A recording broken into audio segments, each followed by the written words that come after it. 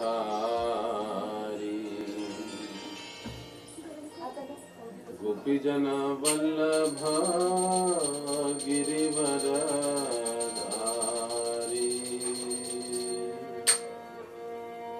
जय राधा माधव कुंज बिहारी। गोपीजन वल्लभ गिरिवरधारी। यशोदानंदन व्रज जनरंजन। यशोदा नंदन व्रज जनरंजन। यमुना तीरवनचारी। यमुना तीरवनचारी। जय राधा माधव कुंज बिहारी। गोपीजन वल्लभ गिरिवरधारी। जय राधा माधव कुंज बिहारी। गोपीजन वल्लभ गिरिवरधारी। यशोदानंदन व्रज जनरंजन। यशोदानंदन व्रज जनरंजन। यमुना तीरवनचारी। यमुना तीरवनचारी। जय राधा माधव कुंज बिहारी। गोपीजन वल्लभ गिरिवरधारी। हरे कृष्ण कृष्ण कृष्ण हरे हरे। हरे राम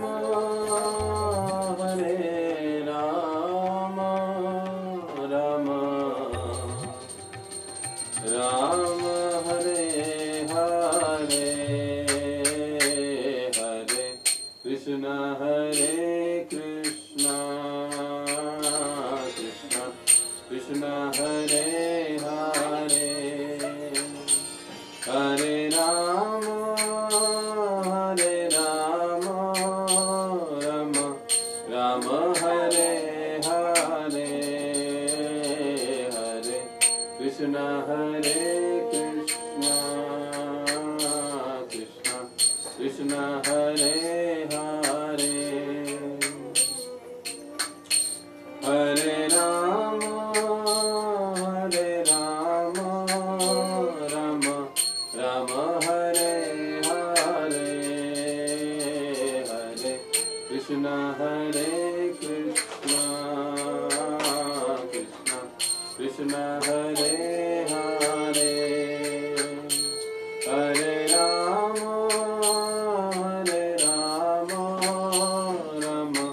राम हरे हरे। हरे कृष्ण हरे कृष्ण कृष्ण कृष्ण हरे हरे। हरे राम राम राम हरे हरे।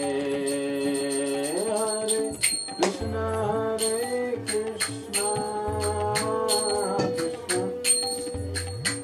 कृष्ण हरे हरे। हरे राम राम राम हरे हरे। हरे कृष्ण हरे कृष्ण कृष्ण कृष्ण हरे हरे। हरे राम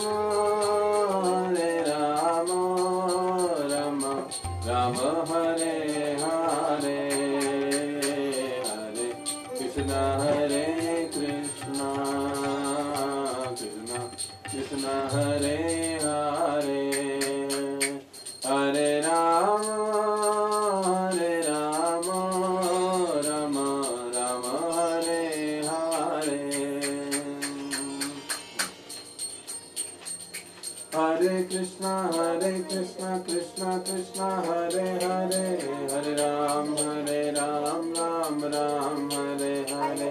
हरे कृष्ण कृष्ण कृष्ण हरे हरे।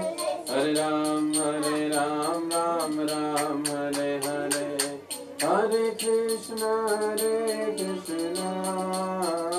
कृष्णा कृष्णा हरे हरे हरे राम राम राम हरे हरे हरे कृष्णा कृष्णा कृष्णा हरे हरे हरे राम राम राम हरे हरे हरे कृष्णा कृष्णा कृष्णा हरे हरे हरे राम राम राम हरे हरे हरे कृष्णा कृष्णा कृष्णा हरे हरे हरे राम राम राम हरे हरे जय राधा कुंज बिहारी राधे जय राधा कुंज बिहारी राधे जय गौरनिताय जय गौरनिताय जय जय प्रभुपाद जय श्रील प्रभुपाद जय जय गुरुदेव जय श्रील बोलो फिर पावन से हरिनाम संकीर्तन की जय। श्री श्री राधा कुंज बिहारी भगवान की जय। श्री श्री निताई गौर सुंदर भगवान की जय। जगत गुरु श्री प्रभुपाद की जय।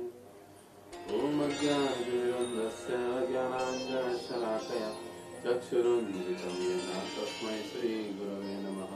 श्रीचैतन्यमनोभीष्टं स्थापितं येन भूतले स्वयं रूप कदा मह्यं ददाति स्वपदान्तिकं वन्देऽहं श्रीगुरौ श्रीयुतापदकमलं श्रीगुरुं वैष्णवांश्च श्रीरूपं साग्रजातं सहगण रघुनाथान्वितं तं सजीवं साद्वैतं सावधूतं परिजनासहितं कृष्ण चैतन्य देवं श्रीराधा कृष्णपादान् सहगण ललिता श्रीशाखान्वितांश्च नमामि विष्णुपादाय कृष्णप्रेष्ठाय भूतले श्रीमते भक्तिवेदान्त स्वामिनिति नामिने नमस्ते सारस्वते देवे गौरवाणी प्रचारिणे निर्विशेष शून्यवादी पाश्चात्य देशतारिणे जय श्री कृष्ण चैतन्य प्रभु नित्यानंद श्री अद्वैत गदाधर शिवासादि गौर भक्तवृंद हरे कृष्णा कृष्ण कृष्ण हरे हरे हरे राम राम राम हरे हरे मुक्तं करोतु वाचालं पङ्गुं लङ्घयते गिरिं यत्कृपातमहं वन्दे श्रीगुरो दीनतारिणम्। हरे कृष्ण कृष्ण कृष्ण हरे हरे हरे राम राम राम हरे हरे। हरे कृष्ण। तो आप सभी भक्तों का इस सत्संग कार्यक्रम में हार्दिक स्वागत है। ऐसे हम एक विशेष विषय पर चर्चा कर रहे हैं और वो विषय है 10 नाम अपराध। और उसकी पार्श्वभूमि हमने कल देखी थी कि हरिनाम क्या है, नाम और नामी क्या होते हैं, कैसे आध्यात्मिक जगत में नाम और नामी में कोई अंतर नहीं होता है, लेकिन इस भौतिक जगत में नाम और नामी इन दोनों में अंतर होता है। इस पर हमने कल चर्चा की और साथ ही साथ हमने ये भी देखा कि जो शुद्ध नाम है, शुद्ध नाम को प्राप्त करने के लिए हमें अपनी चेतना को दिव्य आध्यात्मिक बनाना होगा, हमारी इंद्रियों को हमें शुद्ध करना होगा, तभी जाकर हम लोग या हमारे द्वारा शुद्ध नाम प्रकट हो पाएगा या हमारे हृदय में शुद्ध नाम प्रकट होगा। पश्चात हमने यह भी देखा कि नाम जप के 3 स्तर होते हैं। अपराध युक्त नाम जप, अपराध मुक्त नाम जप और शुद्ध नाम। और इन तीनों को हमने संक्षेप में चर्चा की थी कि ये तीनों क्या है।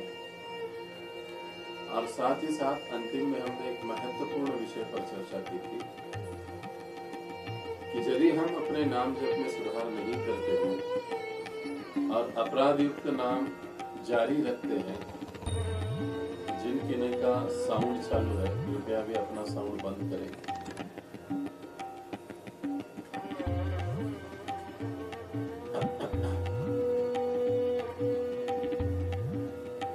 अगर हम अपने नाम जप में सुधार नहीं करते हैं और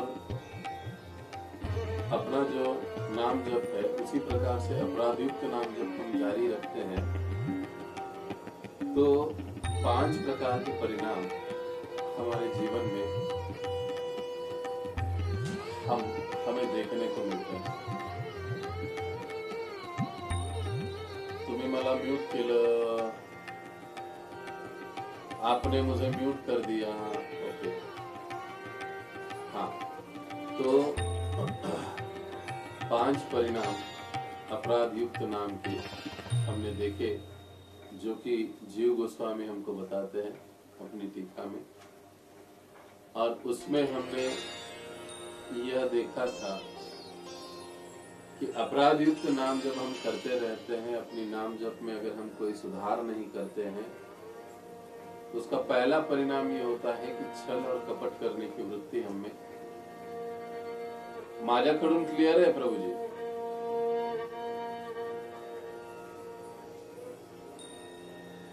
हरे कृष्णा कृष्णा कृष्णा कृष्णा हरे हरे, हरे राम राम राम हरे हरे। हरे कृष्णा कृष्णा कृष्णा हरे हरे, हरे राम राम राम हरे हरे। येतोय आवाज? हरे कृष्णा।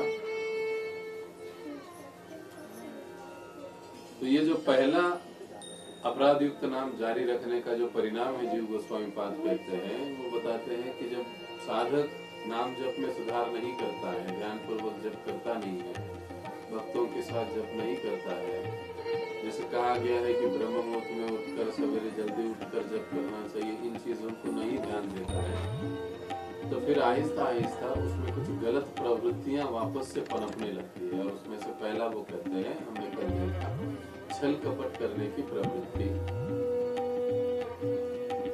दूसरा अवगुण प्रकट होता है। जीव गोस्वामी बताते हैं कि भक्ति के विधि विधानों में आहिस्ता आहिस्ता अश्रद्धा उत्पन्न होने लगती है, या जो साधक है थोड़ा विधि विधानों के प्रति केयरलेस हो जाता है, मतलब उसको थोड़ा बहुत नजरअंदाज करने आरंभ कर देता है विधि विधानों को, या फिर बहुत ही हल्के में उसको लेना आरंभ करता है। पहले जितना अच्छाई के साथ, जितना तीव्रता के साथ वो लिया करता था, अब वो नहीं लेता, क्योंकि उसका जो नाम जप है वो अपराध युक्त है। तीसरा हमने चर्चा की थी कि अगर इस प्रकार से अपराध युक्त नाम ही जब हम करते रहते हैं, इसमें कोई सुधार नहीं करते हैं, तो फिर इस संसार के जो भोग है उनको भोगने की प्रवृत्ति हमें वापस आ जाती है। ये चाहिए, वो चाहिए, ये खाना है, वो पीना है, ये करना है, वो करना है। ये जो प्रवृत्ति है, भोग वृत्ति, ये पुनः से पनपने लगती है या बढ़ने लग जाती है। फिर हम सोचने लगते हैं कि अरे क्या ये हरे कृष्ण करने से क्या होगा, थोड़ा मुझे और 4 घंटा काम करना चाहिए, सेवा तो चलती रहेगी, जब तो चलता रहेगा, सत्संग तो होता रहेगा, थोड़ा सा मुझे अपना भी देखना चाहिए। और इस प्रकार की सोच रखकर वो फिर साधन भक्ति के प्रति थोड़े से लापरवाह बनने लगते हैं और भौतिक विषय भोगों के पीछे अधिक दौड़ने की कोशिश करते हैं। भोग करने की प्रवृत्ति में बढ़ोतरी होती है जब अपराध युक्त नाम हम ऐसे ही जारी रखते हैं। इसलिए प्रभुपाद जी एक बार बहुत महत्वपूर्ण बात बताए थे, जब जब इस विषय पर प्रभुपाद जी चर्चा कर रहे थे तो प्रभुपाद जी बताते हैं कि जप करना यह ऐसी प्रक्रिया है कि वह निरंतर उसमें सुधार होते रहता है, चलते रहता है। वो निरंतर सुधारना होने की प्रक्रिया है। ऐसे नहीं कि अब मेरा जप एकदम उत्तम हो गया, अब इससे बढ़िया जप नहीं हो सकता। ऐसी स्थिति जप साधना में कभी नहीं हो सकती, बल्कि उसमें नित्य नियमित जो है सुधारना की गुंजाइश रहती है, होती है। यही तो साधन बनते हैं। चौथा जो परिणाम है यह अवगुण प्रकट होता है अपराधिक के नाम से, वो है गुरु है, हमारे भाई गुरुजन है या हमारे गुरु है, चाहे दीक्षा गुरु हो, शिक्षा गुरु हो या हमारे वरिष्ठ वैष्णव है, उनके आज्ञा और वचनों के प्रति हमारे हृदय में अनादर उत्पन्न होने लगता है। अरे क्या महाराज तो रोज ही बोलते रहते, अरे क्या प्रभु जी तो रोज ही कहते रहते, हमेशा ही बोलते रहते, ये आ गया ये करो, वो आ गया वो करो। ये अश्रद्धा पनपने लगती है। इसका कारण ही ये है कि हरिनाम जो हम ले रहे हैं वो अपराधयुक्त हो रहा है। इसमें हम गंभीरता से सुधार का प्रयास नहीं कर रहे। तो इनके वचनों के प्रति, गुरु के वचनों के प्रति, वैष्णव के वचनों के प्रति कभी कभी या बहुत बार देखा जाता है कि अनादर व्यक्त हो जाता है या अनादर प्रकट होने लगता है। जाने दे, ये तो कहते ही रहते हैं, इनका काम, हम तो अपना काम करते रहेंगे। यानी इसका मतलब क्या है कि कोई हमें वरिष्ठ वैष्णव हमें कुछ आज्ञा दे रहे, कुछ सेवा दे रहे, कुछ समझाने की कोशिश कर रहे, लेकिन हम उनको दुर्लक्षित कर रहे हैं और हम उनकी ओर ध्यान नहीं दे रहे, तो ये अपराध है। ये अनादर की भावना बढ़ने लगती है, आहिस्ता आहिस्ता बहुत बढ़ जाती है। पांचवी चीज, शास्त्रों के प्रति श्रद्धा में कमी आ जाती है, या ये भी बताया जाता है भक्ति से पतन हो जाता है। यानी क्या है कि भक्ति के प्रति व्यक्ति पूर्णतया उदासीन हो जाता है। ऐसे 5 परिणाम अपराधयुक्त नाम के जीव गोस्वामी पाद बताते हैं। और यदि हम ये चाहते हैं कि ये परिणाम हमें न दिखाई दे, तो हमें अपने नाम जप की गुणवत्ता को सुधारना होगा।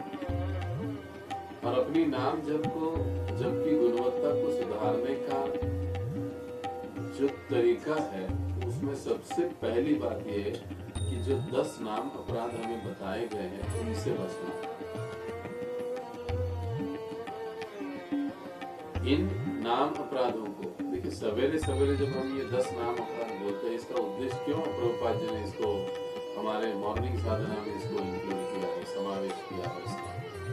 इसका कारण यही है कि हम हर रोज इसे याद करें कि इन 10 चीजों से, अपराधों से हमें बचना है, ताकि शीघ्र अतिशीघ्र हमें कृष्ण प्रेम की प्राप्ति हो। यानी बगैर इन 10 अपराधों से बचे हम कृष्ण प्रेम की प्राप्ति नहीं कर सकते। तो इतना जरूरी है इन 10 अपराधों से बचना। कई बार बच्चे लोग ये कहते हैं, प्रभु जी 5 साल हो गया, 8 साल हो गया, 10 साल हो गया, 15 साल हो गया, लेकिन अब भक्ति में कुछ मजा ही नहीं आ रहा है, कुछ आनंद ही नहीं आ रहा है, वही रूटीन चीजें, बोरिंग लगने लगा है, अब कुछ उसमें आनंद नहीं आता। क्यों नहीं आता है? क्योंकि हम ये जो हमारा नाम जप है उसको सुधारने की कोशिश ही नहीं कर रहे, उसकी गुणवत्ता को बढ़ाने की कोशिश ही नहीं कर रहे। जब तक ये कोशिश नहीं होगी तब तक वो जो आध्यात्मिक रस है, वो आनंद हमको प्राप्त नहीं होगा। जब तक आनंद प्राप्त नहीं होगा तब तक तो हमें प्रक्रिया थोड़ी बोरिंग लगेगी ना। जैसे जब तक पी लिया है तब तक गन्ने का जो रस है वो कड़वा लगेगा, जैसे ही पी लिया हटेगा, निकल जाएगा, गन्ने का रस पुनः हमें मीठा लगने लगेगा। ठीक उसी प्रकार से जब तक अपराध युक्त नाम हम लोग करते रहते हैं तब तक ये प्रक्रिया में हो सकता है आध्यात्मिक या भक्ति के विधि विधानों में हमें थोड़ा सा अरुचि लगती है। लेकिन जैसे ही हम अपने नाम की गुणवत्ता को सुधारने का प्रयास करते हैं, नाम जप को, उसकी गुणवत्ता को हम अधिक अधिक ऊपर उठाने की कोशिश करते हैं। जितनी अधिक मात्रा में हमने अपने नाम जप को सुधारा है, उतनी मात्रा में उसका आनंद, उसका दिव्य रस हमको प्राप्त होगा। इसलिए इन 10 नाम अपराधों से बचना हर साधक भक्त के लिए, हमारे लिए बहुत महत्वपूर्ण है। ऐसे नहीं कि दीक्षा तक ही इन 10 नाम अपराधों से बचना है, अंतिम समय तक, मृत्यु तक इन 10 नाम अपराधों से हमको बचना है। कई बार भक्तों का ये भी सोचना होता है कि अरे ये 10 नाम अपराध याद करने के लिए बोलते हैं दीक्षा तक, क्योंकि दीक्षा में सवाल पूछे जाते हैं, इसके लिए बाद में एक बार दीक्षा हो गई तो कोई पूछता भी नहीं है 10 नाम अपराध क्या। नहीं, ऐसे नहीं है, बल्कि ये जो 10 नाम अपराध है, हमें अंतिम क्षण तक इससे संभलना है, बचना है, इसको याद रखना है, इन अपराधों से हमें बचना है। तो आइए हम आज से पहले अपराध से हम लोग उसकी चर्चा को हम आरंभ करते हैं। तो नाम अपराधों में सबसे पहला अपराध है भगवान नाम का प्रचार करने वाले महाभागवतों की निंदा करना। अब जो यहाँ पर बताया गया है, भगवान नाम का प्रचार करने वाले महाभागवतों की निंदा करना। महाभागवत यानी भक्त जो प्रचार कर रहे हैं। तो अब कोई ये प्रश्न पूछ सकता है कि अरे ये नाम अपराध कैसे हुआ, ये तो वैष्णव अपराध हुआ, ये तो भक्त अपराध हुआ, इसको नाम अपराध कैसे बताया गया है ना? सोचने जैसी बात। महाभागवतों की निंदा करना, ये तो वैष्णव अपराध हुआ, ये तो भक्त के प्रति अपराध हुआ, ये नाम अपराध में क्यों आ गया?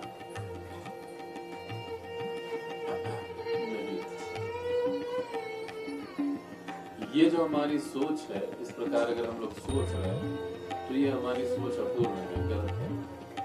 क्योंकि भगवान कहते हैं कि जो भी मेरे नामों का, मेरी लीलाओं का, मेरी कथा का प्रचार करता है, उसे मैं शक्ति प्रदान करता हूँ। कृष्ण शक्ति बिना नहीं तार पर, मैं स्वयं उसे शक्ति प्रदान करता हूँ। और जो मेरे नाम का, मेरी कथा का, मेरे गुणों का, मेरी लीलाओं का, या विशेष रूप से भगवद गीता का प्रचार करता है, ऐसा भक्त मुझे सबसे प्रिय है। और इसीलिए यहाँ पर कहा जाता है कि भगवान कहते हैं कि ऐसे भक्त के प्रति जब अपराध होता है तो भगवान उसे सहन नहीं करते हैं। इसीलिए यह भक्त का अपराध मतलब भगवान का अपराध है। अब आप कहोगे ऐसे कैसे? देखिए, मान लीजिए हम लोग प्राय यहाँ पर गृहस्थ है सभी, हम लोग किसी शादी में जाते हैं या किसी के यहाँ पर मेहमान के रूप में हम लोग जाते हैं, और जाते हैं तो हम अपने पति पत्नी दोनों गए हैं, साथ में 2 बच्चे हैं, वो भी गए हैं घर में। अब माता पिता का अपने बच्चों के प्रति स्वाभाविक बड़ा प्रेम होता है ना। जिस घर में हम मेहमान के रूप में गए हैं, यदि उस घर का कोई सदस्य हमारे बच्चों के प्रति कोई अपराध कर देता है, उनको कोई झटक देता है, चलो यहाँ से निकल जाओ, क्यों यहाँ पर आए हो, इस रूम से चले जाओ, ये तुम्हारे लिए नहीं है। अगर इस प्रकार से कोई कहे, कोई बोले, तो बुरा किसे लगता है? प्राय ये देखा जाता है कि बच्चों को जितना बुरा लगता है ना, उससे ज्यादा बुरा उसकी माता पिता को लगता है। क्यों? क्योंकि उन माता पिता का अपने बच्चों के प्रति एक विशेष प्रेम है। ठीक वैसे ही भगवान गीता में कहते हैं, अहम बीज प्रदप पिता। समस्त जीवों के जो पिता है, माता है, दाता है, वो सब कौन है? भगवान श्री कृष्ण है। और उन सभी जीवों में से जो जीव भगवान की सेवा में लगे हुए हैं, जो उनके भक्त बने हैं या बनने का प्रयास कर रहे हैं, गीता भागवत के ज्ञान को बांटने का प्रयास कर रहे हैं, फिर ऐसे बच्चे तो भगवान को और अधिक प्रिय होंगे।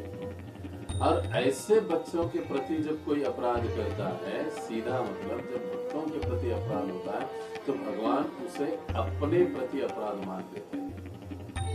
इसलिए इसे नाम अपराध में रखा गया। इसलिए किसी भी हालत में हमको वैष्णव के प्रति अपराध नहीं करना चाहिए, भक्तों के प्रति अपराध नहीं करना चाहिए, उनकी निंदा नहीं करनी चाहिए, उनके दोषों को नहीं देखना चाहिए।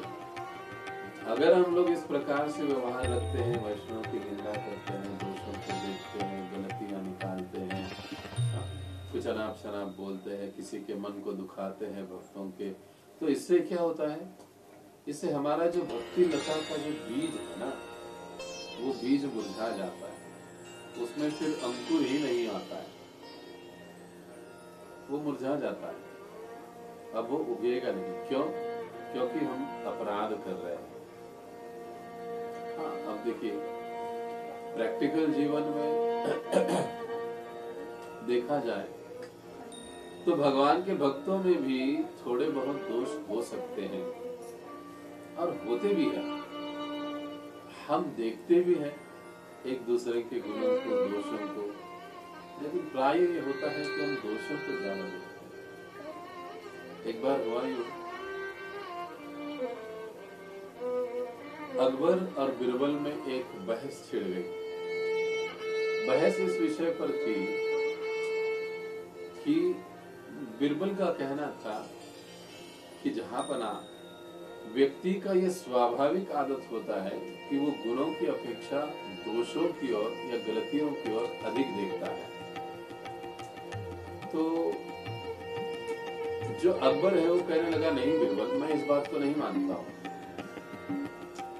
लोग जो है वो अच्छे गुणों को भी देखते हैं। जितना अधिक मात्रा में आप अच्छे गुण उनके सामने रखोगे तो उतना अधिक मात्रा में वो अच्छे गुणों को देखेंगे।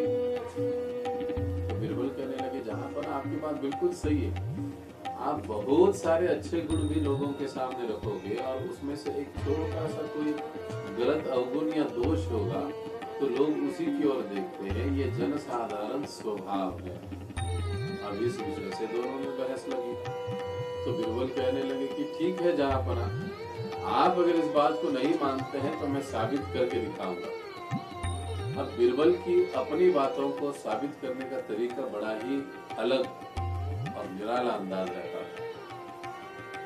दूसरे दिन सभी दरबारी दरबार में आ गए। दरबार चालू होना था, जहांपना अकबर भी आने वाले थे। तभी बिरबल ने क्या किया, दरबार आरंभ होने से पहले दरबार में बहुत बड़ी सफेद धोती बांध दी सामने, और वो धोती बांधकर एक छोटा सा काला धब्बा उस धोती में लगा दिया पीछे से। अब हुआ यूं, ये धोती पूरी तरह से एकदम चमचमाती सफेद और उसमें ये काला सा धब्बा। अब सभी दरबारी आहिस्ता आहिस्ता दरबार में आने लगे, देखने लगे, अरे ये धोती कैसी बांधी है, देखो कितनी सफेद धोती है पर उसमें एक काला धब्बा।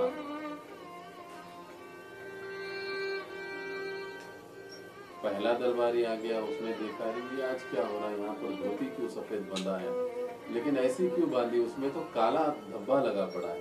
वो आकर बैठ गया। दूसरा दरबारी आ गया, उसने देखा, अरे आज तो दरबार में ये धोती क्यों बांधा है ऐसे, लेकिन ये धोती बांधा भी है लेकिन इसमें काला टिपका लगा हुआ है, काला धब्बा है छोटा सा, ये ठीक नहीं, पूरा प्लेन तो बांधना चाहिए था ना, पूरा सफेद बांधना चाहिए था। अब तीसरा आ गया, वो भी कहने लगा, हाँ आज क्या हो रहा है, देखो तो धोती बड़ी अच्छी है लेकिन इसमें एक काला धब्बा है, उसको पूरा प्लेन तो रखना चाहिए था। अब इतने में अकबर भी आ गया। अकबर भी आ गए तो अकबर ने भी देखा, सारे दरबारी खड़े हो गए तो अकबर भी देखा। जब अकबर ने देखा धोती बंधा है तो अकबर ने पूछा, अरे किसने धोती बंधा है, वो सोचने लगा। अकबर सोचने लगा, अकबर कहने लगा, धोती बांधा है लेकिन इसमें काला धब्बा है। तो उन्होंने तुरंत अपने दूसरे दरबारी से कहा, अरे ये धोती जिस किसी ने भी बांधा है उसको निकालने के लिए बोलिए, इसमें काला धब्बा है, इसको पूरा सफेद धोती बांधना है, जो कुछ भी करना है। तभी तभी बीरबल उठकर खड़े हो गए। जहांपना विराजमान हो गए, वे उठकर खड़े हो गए, कहने लगे, ये जहांपना, ये अकबर देखो, कल में हम चर्चा कर रहे थे कि व्यक्ति में यह स्वाभाविक गुण होता है कि वो दुर्गुणों को पहले देखता है, गुणों को बाद में। ये सबसे बुरी आदत होती है, सबसे बुरी आदत होती है। अब यहाँ पर देखिए, इतनी बड़ी धोती है, पूरी सफेद है, चमचमाती सफेद है, लेकिन उसमें एक काला धब्बा है। अब यहाँ पर जितने भी दरबारी बैठे हैं, उनसे आप सवाल पूछिए तो सही कि सबसे पहले आपने क्या देखा, तो आप सभी आश्चर्य करोगे। सभी दरबारियों ने जवाब दिया कि जहांपना, हमने सबसे पहले काले धब्बे को देखा। हमने सबसे पहले किसको देखा? काले धब्बे को देखा। तो अकबर अब सोच में पड़ गया। तो बीरबल कहने लगे, अरे धोती, इतनी पूरी धोती सफेद है, वो आपको दिखाई नहीं दिया, वो केवल काला धब्बा क्यों देख रहे हो? हमारी अवस्था भी ऐसी होती है। हर भक्त में, जैसे हम कह रहे थे कि भगवान के भक्तों में भी कहीं ना कहीं तो कुछ दोष होते हैं, कम अधिक मात्रा में, लेकिन उसके साथ गुण भी होते हैं।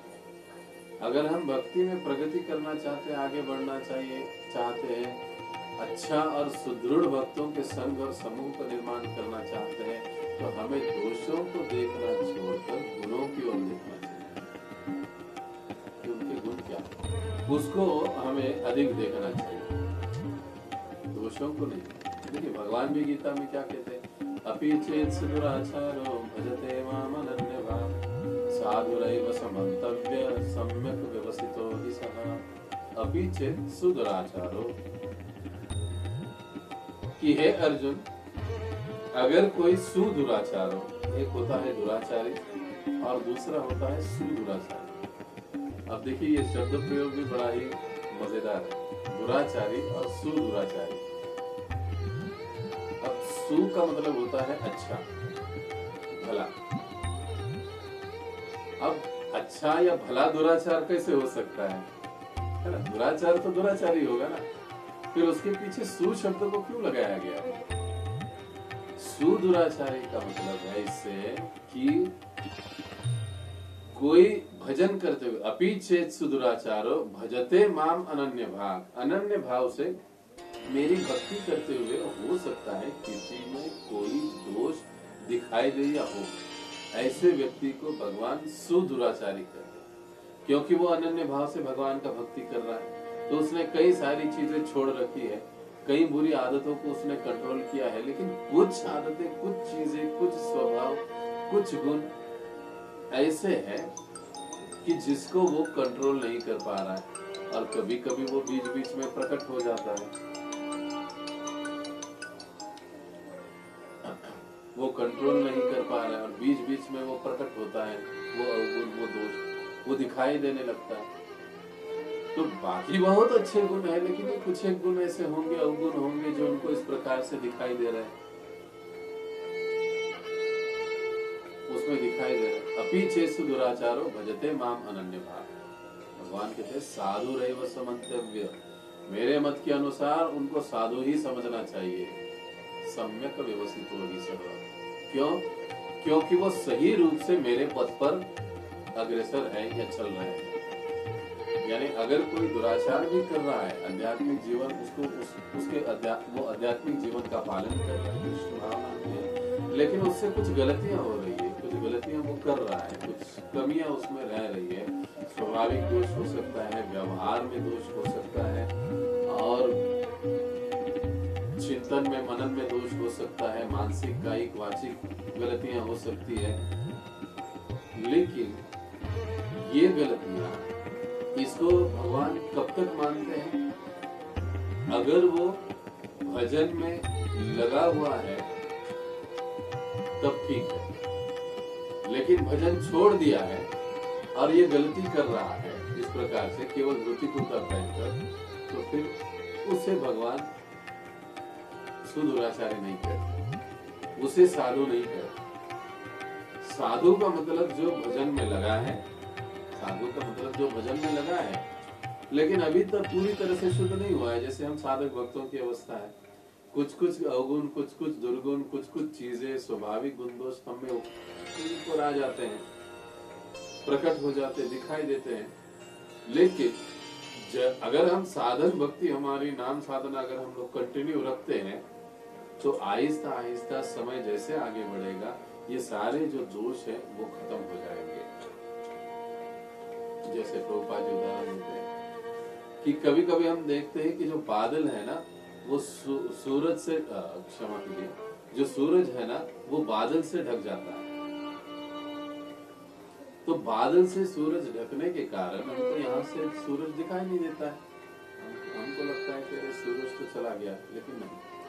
जैसे ही जोर का पवन का झोंका आता है, हवा का झोंका आता है, बादल हट जाते हैं, सूर्य पुनः दिखाई देने लगता है। ठीक उसी प्रकार से ये जो दोष है ना, ये दोष तब तक ही रहते हैं जब तक हरिनाम रूपी, नाम साधना रूपी जो हवा का जोर से झोंका नहीं आता है। जैसे ये झोंका एकदम पूरे ताकत के साथ, जोर के साथ आएगा, ये दोष रूपी जो बादल है वो दूर हट जाएंगे, और जो हमारा मूल वास्तविक स्वरूप है, आनंदमय, सच्चित आनंदमय, वो प्रकट हो जाएगा। कृष्ण प्रेम हमें उदित हो जाएगा। इतनी सुंदरता से देखिए, इसलिए नाम जप को, हमारी नाम साधना को नियमित सुधारते रहना चाहिए। तो जैसे नाम जप हमारा जारी रहेगा, हमारे दोष भी खत्म होते रहेंगे। देखिए, देखा जाए तो पूर्णिमा के चांद पर भी टीका होती है, उसकी भी लोग निंदा करते हैं। देखा जाए, और ये भी हम देखते हैं कि जो एक और जगह पर श्री प्रभुपाद जी उदाहरण देते, इस विषय को हम और भी अच्छे से समझ सकते हैं कि प्रभुपाद जी उदाहरण देते कि दो प्रकार की मक्खियां होती है।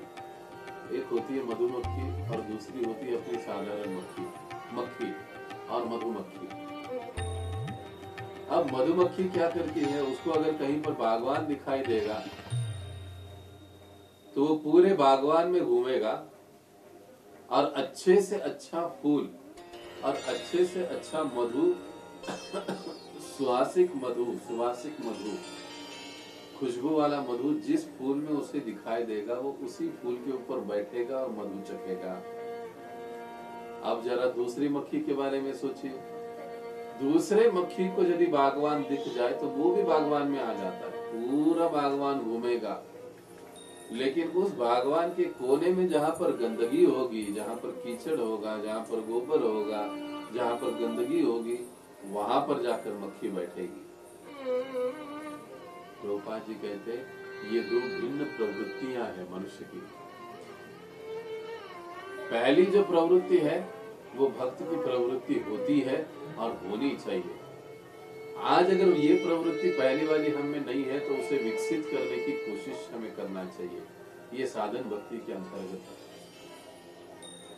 तो पहली है, मधुमक्खी क्या करती है, वो पूरा बागवान घूमती है, वो गंदगी भी देखती है, लेकिन वो वहां पर नहीं बैठती, बल्कि जितने सारे फूल है, फूलों में मधु है, उनको सूंघती है और उसमें से सबसे अच्छे मधु के पुष्प के ऊपर जाकर वो बैठ जाती है। ठीक वैसे ही भक्त का गुण होता है। भक्त भी सारी चीजों को देखता है, लेकिन जो दुर्गुण है, विशेष रूप से गंदगी, उसको नजरअंदाज करता है और केवल गुणों को देखता है और उन गुणों को ही आगे बढ़ाता है। लेकिन मक्खी का वैसे नहीं होता है, मक्खी जाकर गंदगी में बैठती है। तो अब प्रभुपाद जी हमको कहते हैं कि ये हम पर निर्भर है कि हमको क्या बनना है, मक्खी बनना है कि मधुमक्खी बनना है, क्या बनना है। हम मधुमक्खी बनने का प्रयत्न कर रहे हैं और हमारा प्रयास भी इसी के लिए होना चाहिए। देखिए बहुत सुंदर कथा है।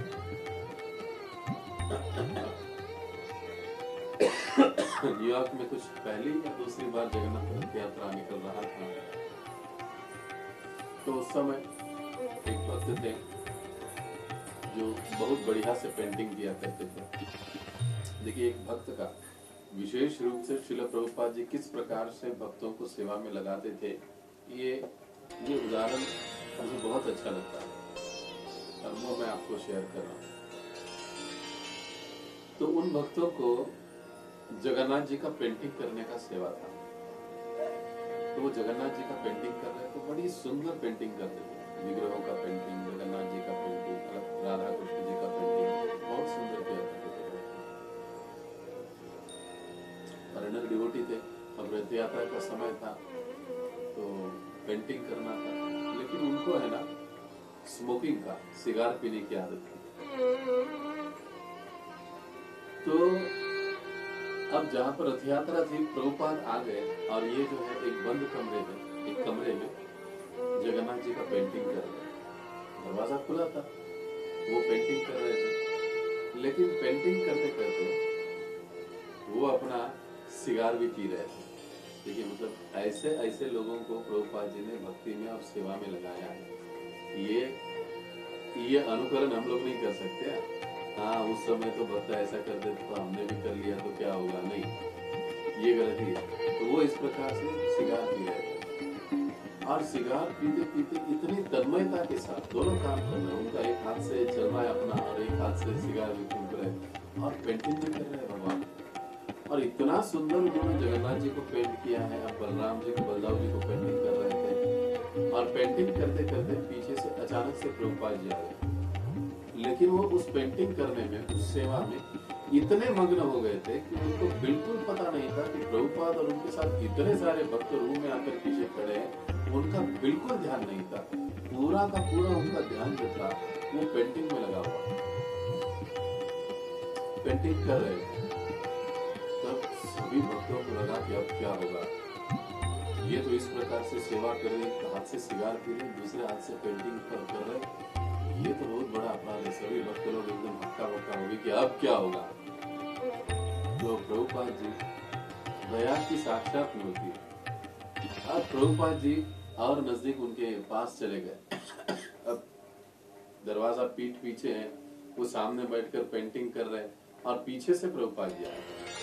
अब पीछे से प्रभुपाद जी आए, प्रभुपाद जी और उनके पास गए। उन्होंने तुरंत देखा प्रभुपाद जी को, हाँ क्षमा करें, प्रभुपाद जी उनके पास आ गए और उनके हाथ में जो ये कैंची में जो सिगार थी ना, वो सिगार उन्होंने एकदम आहिस्ता से प्रभुपाद जी ने निकाली। और प्रभुपाद जी कह रहे थे कि तुम में और जगन्नाथ जी में केवल इस सिगार का जितना डिस्टेंस है ना, उतना ही डिस्टेंस तुम दोनों में है। अगर इस चीज को छोड़ दोगे तो जगन्नाथ जी तुमको मिल जाएंगे। वो भक्त वहां से ब्रश छोड़कर धड़ाम से खड़ा हो गया और प्रभुपाद जी के चरणों में गिर गया। और तब से, उसी क्षण से, उसी दिन से उस भक्त ने वो सिगार पीने की आदत छोड़ दी। ये थे प्रभुपाद जी। दोष और दोषों को दूर करने की पद्धति, ये भी चीजें हम देखते हैं। तो इस प्रकार से दोष दिखाई देते हैं, लेकिन जैसे जैसे हमारी साधना भक्ति आगे बढ़ती है, जैसे जैसे गुरु और वैष्णव की सेवा में हम जुड़ते हैं, समय आने पर ये सारी चीजें अपने आप छूट जाती हैं। तो ये थे प्रभुपाद जी। इस प्रकार से प्रभुपाद जी ने हर एक व्यक्ति को, हर एक जीव को इतने प्रेम के साथ भगवान की सेवा में लगा दिया। तो हमको हमेशा भक्तों का गुणगान करना चाहिए, दोषों पर चर्चा कभी नहीं करनी चाहिए। भक्तों के समूह में हम लोग जितना अधिक दोषों की चर्चा करेंगे, उतना अधिक माहौल खराब होता है, बिगड़ जाता है, फिर भक्ति का आनंद वहां पर नहीं रहता है। इसलिए जितना हो सके प्रयास करना चाहिए, हमें अन्य भक्तों का गुणगान करना चाहिए। अब देखिए, जैसे हमने कहा अपि चेत् सुदुराचारो, ये श्रील प्रभुपाद जी का ये उदाहरण है। इसका मतलब ये कोई लाइसेंस नहीं मिला है कि हाँ हम लोग एक तरफ से हरे कृष्ण महामंत्र का जप भी करेंगे और इस प्रकार से हम लोग अपना गलत व्यवहार भी जारी रखेंगे, नहीं। भगवान ने ये जो कहा है कि साधु रैव समन्तव्य, उसको साधु ही समझना चाहिए, ये उसके लिए कहा गया है जो जिस साधक भक्त से गलतियां हो जाती हैं। इंद्रियों के आवेग के कारण गलतियां हो जाती हैं।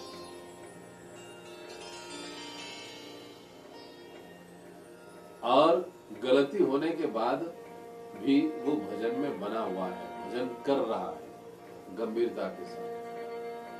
तो ऐसा जो साधक है, फिर अगले श्लोक में भगवान उसे कहते हैं क्षिप्रम भवति धर्मात्मा। गलती होगी, लेकिन अगर वो सुधार की कोशिश करेगा तो क्षिप्रम भवति धर्मात्मा, वो पुनः तुरंत धर्मात्मा पद को प्राप्त होगा। शश्वत छंति निगच्छति कौन्तेय प्रतिजानीहि न मे भक्त प्रणश्यति। भगवान कि तुम घोषणा करो मेरे भक्त का कभी नाश नहीं होता। वैसे हमने 5 परिणाम में एक अंतिम देखा कि भक्ति से पतन, देखा जाए तो भक्ति से कभी किसी का पतन नहीं होता है। लेकिन कहने के लिए कहा जाता है कि कुछ समय के लिए, जैसे सूर्य ढक जाता है बादलों से, वैसे ये जो प्रवृत्ति है हमारी, जो कृष्ण भावना है, वो आच्छादित हो जाती है, पतन नहीं होती, पतन नहीं होता। पुनः इसका मतलब हमको इसका गलत अर्थ नहीं लेना चाहिए। चलो इसे थोड़ी ना पतन होता है, कुछ समय के लिए दूर गए, फिर आएंगे, फिर जाएंगे, फिर आएंगे, फिर जाएंगे, नहीं, ये अपराध हुआ, ये जानबूझकर, ये गुनाह हुआ। तो यहाँ पर उन विषय पर चर्चा हो रही है कि इंद्रियों के आवेग से कि जो गलतियां हो जाती है, जो कमियां रह जाती, जो दोष रह जाते, उसके ऊपर चर्चा हो रही है। तो इस प्रकार से अगर हम लोग नम्रता से गलती को स्वीकार करें, गलती तो सबसे होगी, बद्ध जीवों का तो ये गुण है, 4 दोष है उसमें, गलतियां करना उसमें से एक दोष है। गलतियां होगी, गुनाह भी कभी कभी हो सकता है, लेकिन हमको क्या चाहिए, हमको करना क्या चाहिए, गलतियों को स्वीकार करना चाहिए, गलती स्वीकार करना, ये बहुत बड़ी बात है। अब हम गलती हुई, अपराध हुआ, उससे मुक्त कैसे हो सकते हैं, इस विषय पर, उस विधि की ओर हम लोग अब आगे आ रहे हैं। गलती हुई, हो सकता है गुनाह भी हो गया, लेकिन उसको स्वीकार करना ये बहुत बड़ी बात है, और प्रायः यहीं पर गड़बड़ हो जाती है।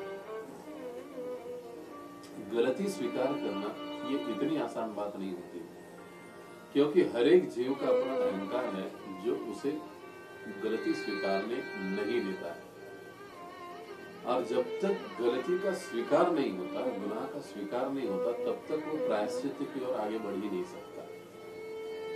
इसलिए जो सबसे पहली बात है, अपराध से मुक्त होने के लिए सबसे पहली चीज है कि उस गलती की, कि हाँ मुझसे ये गलती हुई है, हाँ मैंने ये गलती, मैंने ये गुनाह किया है, उसको स्वीकार करना हृदय से और अपने वरिष्ठ के सामने, चाहे अपने गुरु हो, चाहे अपने शिक्षा गुरु हो या वरिष्ठ वैष्णवगण हो, उनके समक्ष अपनी गलतियों को स्वीकार करना। अगर कोई कहता है कि प्रभु जी आपने ऐसा ऐसा किया जो गलत है, माता जी आपने ऐसे ऐसे किया जो कि गलत है, आपको ऐसे नहीं करना चाहिए, नाही नाही प्रभु जी तुम्ही काय असं सांगता, तुम्हाला काय माहिती त्यावेळेस काय परिस्थिती होती, आपको क्या पता उस समय क्या स्थिति थी, मैंने जो किया वो बिल्कुल गलत नहीं किया, वो मैंने किया वो सही किया। अगर ये कहा जा रहा है कि आपने जो किया है वो गलत है, तो आपको सबसे पहले उसके ऊपर सोचना भी चाहिए। जैसे आज महाराज जी ने सवेरे कहते कहते बहुत अहम बातें कही है। स्पून फीडिंग के बारे में जो डिस्कशन चल रहा था महाराज जी का, इसमें उस संदर्भ में अगर एक एक वाक्य को आप सुनोगे तो कई सारी चीजें हमारे समझ में आ जाएगी। तो ये जो स्वीकार करने की जो प्रवृत्ति है हमारी, उसको हमें बढ़ाना पड़ेगा। हाँ, अगर कोई इतने वरिष्ठ भक्त मुझसे कह रहे कि गलती हुई है, तो फिर मुझे भी अपना अवलोकन करना चाहिए, क्या वाकई में मैंने बहुत गलती किया है, ऐसे किया है।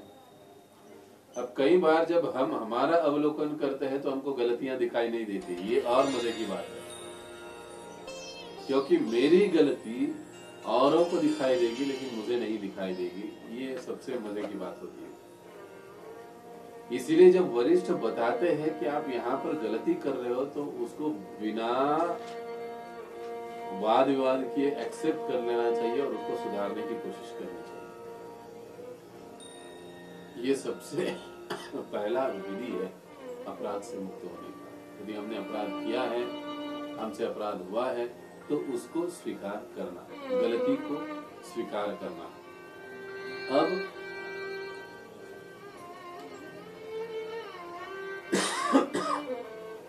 गलती स्वीकार कर ली। अब प्राय क्या होता है ना, इसमें अंग्रेजों ने एक बहुत वाट लगा के रख दी सभी चीज की। कितनी भी बड़ी गलती हम लोग करें, गुनाह करें, हम लोग कहते सॉरी। ये 4 सेंटेंस अगर हम लोग, ये 4 शब्द अगर हम लोग उच्चारण कर देते तो हमको लगता है बस हो गया, सब हो गया, सॉरी। और अगर दोबारा कोई हमको कहता है कि अरे तुमने ऐसा, अरे तुमको उसी दिन सॉरी बोल दिया था ना, अब क्यों वापस वो बात बोल रहे? इसका मतलब हमने वो सॉरी केवल कहने के लिए कहा। कृष्ण भावना भावित जीवन में, आध्यात्मिक जीवन में जब गलती होती है, गुनाह होता है, तो केवल ये SORY से काम नहीं चलता है, सॉरी से।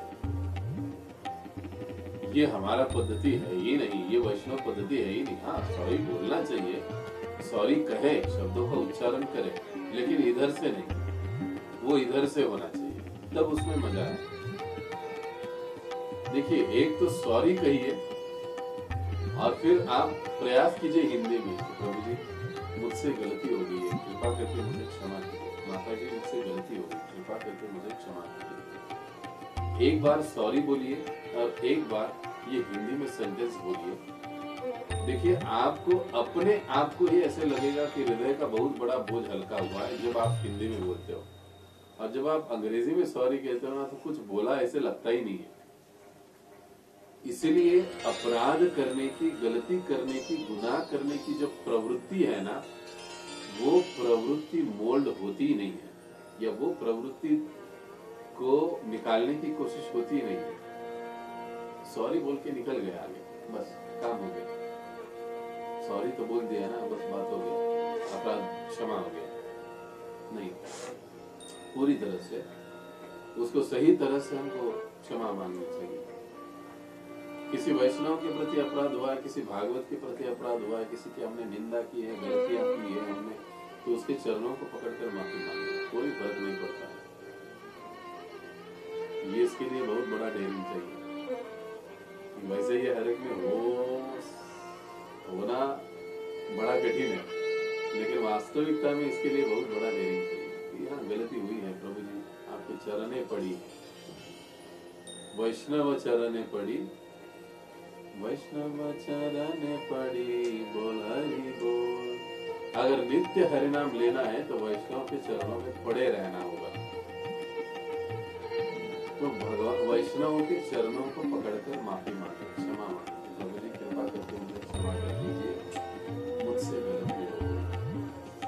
अब केवल गलती हो गई ये बोल दिया, माफी मांग लिया, काम नहीं बनता है। अगला प्रोसेस क्या है उसका? पश्चाताप व्यक्त करे। पश्चाताप व्यक्त करने का क्या मतलब? ये बहुत, ये पहला जो सीढ़ी जितना महत्वपूर्ण है अपराध से मुक्त होने के लिए, उससे भी अधिक महत्वपूर्ण ये दूसरा स्टेप है, वो है कि पश्चाताप व्यक्त करें। कई बार होता है कि लोगों को गलतियों का पश्चाताप नहीं होता। हम लोग कई बार देखते हैं गलतियां होते हैं, गुनाह होते हैं, लेकिन लोग ऐसे ही आगे चलते रहते, उसको उनका कुछ लगता नहीं है। किसी का साउंड चालू है, कृपया बंद कर दीजिए, बहुत डिस्टर्ब हो रहा है।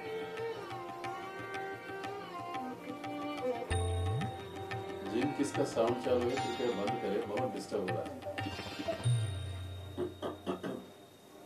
तो पश्चाताप व्यक्त करें कि हाँ, मैंने ऐसी ऐसी गलती की है, हे प्रभु मुझे क्षमा करो, हे भगवान मुझे क्षमा करो, हे गुरु महाराज मुझे क्षमा कीजिए। ये जो पश्चाताप की भावना है, ये हृदय में बार बार होनी चाहिए। और ऐसे कहा जाता है कि पश्चाताप के अश्रु से हमारा 50% अपराध, चाहे वो गलती हो चाहे वो गुनाह हो, वो धुल जाता है। ये शास्त्रों का वचन है। लेकिन कई बार गड़बड़ यहीं पर हो जाती है, हम लोग माफी तो मांग लेते हैं, हम लोग सॉरी तो बोल देते हैं, लेकिन पश्चाताप व्यक्त नहीं करते। लेकिन उसके प्रति पश्चाताप व्यक्त करना, ये सबसे महत्वपूर्ण बात है कि जो गलती मेरी मुझसे हुई, जो गुनाह मुझसे हुआ, उसके प्रति पश्चाताप व्यक्त करना। हाँ, मुझसे गलती हुई, मुझसे ये अपराध हुआ, ये मुझसे गुनाह हुआ, हे प्रभु, हे भगवान, हे गुरुदेव, हे वैष्णव जन, मुझको माफ कीजिए, मुझे क्षमा कीजिए। मैं जो ये कर रहा हूँ, मैंने ये जो किया है, ये बहुत गलत किया है। मुझे इससे बाहर निकलने के लिए मदद करें। जब ये पश्चाताप हमारे हृदय में होता है तब हम दोबारा वो गलती नहीं करते। ये पश्चाताप व्यक्त करने का प्रमुख फायदा है। अगर पश्चाताप नहीं हुआ तो हम माफी मांगने के बाद पुनः कुछ समय के बाद वही गलतियां वही गुनाह दोहराएंगे। 101% ये देखा गया है। इसीलिए गलती को अपराधों को स्वीकार करने के बाद उसके प्रति हमें पश्चाताप व्यक्त करना। अब कई बार पश्चाताप जिस भक्त के प्रति हमारा अपराध हुआ है, जिस वैष्णव के प्रति हमारा अपराध हुआ है, उनके समक्ष भी हम व्यक्त कर सकते हैं, या भगवान के सामने जाकर, प्रभुपाद जी के सामने जाकर हम गिड़गिड़ाते हुए उनसे भी हम पश्चाताप उनके सामने प्रकट कर सकते हैं। भगवान से कुछ छिपा नहीं, गुरु से कुछ छिपता नहीं, प्रभुपाद जी से कुछ छिपता नहीं। हमारे पश्चाताप के अश्रुओं को, भावनाओं को, उसकी तीव्रता को वो देखते हैं, और वो देखने के बाद ही हमारे जो भी अपराध, जो भी गलतियां, जो भी गुनाह है, उसके 50% परिणाम को वहीं पर नष्ट कर देते। इसलिए कहा जाता है कि पश्चाताप के अश्रु में या पश्चाताप की अग्नि में 50% पाप तो ऐसे ही जल के भस्म हो जाता है। इसके लिए पश्चाताप करना बहुत महत्वपूर्ण है। अगर किसी वैष्णव की हम निंदा करते हैं, किसी भागवत की हम निंदा करते हैं, उनमें हम दोष देखते हैं, उनकी गलतियां निकालते हैं, उनके प्रति अनाप शनाप बोलते हैं, निंदा करते हैं, तो पहले तो हमको ये गलती है इसको मानना पड़ेगा। आप भले ही आप कहोगे प्रभु जी ऐसे कैसे करते हो, हमको दिखाई देता है कि वो जो भक्त है वो ऐसी गलती कर रहा है, वो इस प्रकार से गलत व्यवहार कर रहा है, उसको बोलना आप निंदा कैसे कह सकते हो। कई बार ये लोग उल्टा सीधा आर्ग्यूमेंट करते रहते हैं। आज तक नहीं, जिस भक्त का जो भी अवगुण है वो अवगुण, देखिए ये जो प्रश्न है वो किसका है। मान लीजिए मुझ में एक दोष है, कुछ दोष है, बहुत सारे दोष है, मान लीजिए कुछ एक दोष है, कोई भक्त मेरे दोष को देख रहा है, लेकिन ये जो मेरा दोष है, मेरा दोष, ये मेरा, मेरे गुरु और मेरे भगवान, ये ट्रायंगल है मेरा, ये यहीं तक सीमित है। इस दोष की चर्चा करने का अधिकार मेरे शिक्षा गुरु के अलावा, चर्चा का मतलब है उसको सुधारने का अधिकार मेरे दीक्षा गुरु, शिक्षा गुरु, भगवान, इनके अलावा और किसी को नहीं। अवगुण या दोषों को ये विशेष बात होती है, ये हमको समझना चाहिए। लेकिन हम क्या करते हैं, दोष होता है उसका और चर्चा करते हैं हम लोग। अरे देखो देखो उसने ऐसा किया, देखो देखो वो ऐसा करता, देखो इसका ऐसा हो रहा है, देखो उसका वैसा चल रहा है। अरे भैया उसका जो कुछ भी चल रहा है उसके जीवन में, उसको भी भगवान है, उसको भी गुरु है, उसको भी शिक्षा गुरु है, वो देख लीजिए, आप इसकी चिंता मत करो। तो ये चर्चाएं जब होती है इस प्रकार से, तो इससे यदि हमको बचना है तो सबसे पहले हमको स्वीकार करना होगा कि ये हमने अपराध किया है। नम्रता के साथ अपनी गलती को स्वीकार करना, उसके बाद उसके प्रति पश्चाताप व्यक्त करना और क्षमा, जैसे हमने पहले कहा कि क्षमा मांग लेना चाहिए। उसमें कोई कभी, या जैसा मराठी तो कभी पनाची भावना नहीं करना।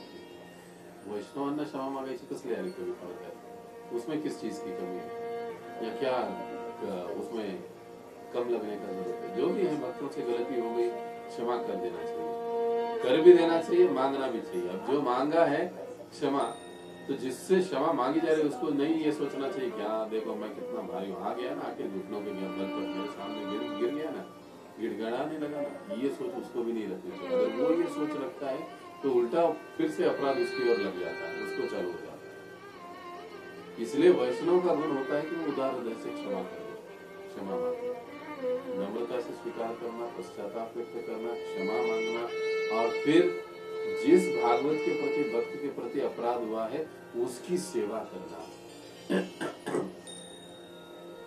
उसकी सेवा करना, कोई भी सेवा हो सकती है। अब वैसे जो भी उत्तम कोटि के अच्छे भक्त होते हैं, मध्यम अधिकारी तक के जो भक्त हैं, वो कभी अपनी सेवा किसी को अलाउ नहीं करते। आप मेरी सेवा मत करो, मेरे लिए आप सेवा मत करो, वो कभी अलाउ नहीं करेंगे। लेकिन हमको प्रत्यक्ष अप्रत्यक्ष रूप से उनकी सेवा करके उनको प्रसन्न करने का प्रयास करना चाहिए। शास्त्रों में से कई